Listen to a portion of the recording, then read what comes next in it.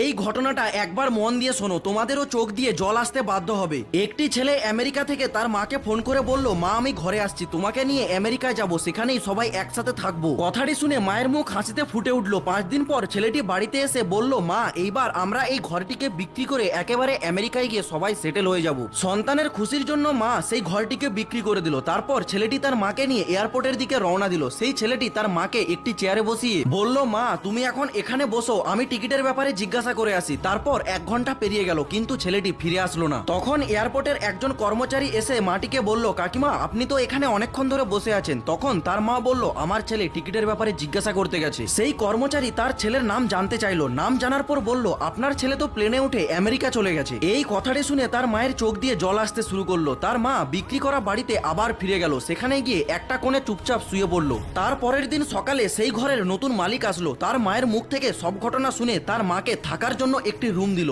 একদিন সেই মালিকটি তার মাকে বলল, আপনার তো অনেক বয়স হয়ে গেছে, আপনি কোনো আপনার আত্মীয়র বাড়িতে চলে যান। কিন্তু তখন তার মা বলল, হয়তো আমার ছেলে আমাকে মনে করে আবার ফিরে আসতে পারে, তখন তার খেয়াল তো রাখতে হবে। এটা থেকেই আমরা বুঝতে পারলাম, সন্তানরা যা কিছু করুক না কেন, মা সবসময় তার সন্তানদের কথা আগে ভাবে। আর হ্যাঁ বন্ধুরা, সেলিব্রিটিদেরকে তো সবাই লাইক করে। আজকে দেখা যাক মায়ের জন্য এই ভিডিওতে কজন লাইক করে।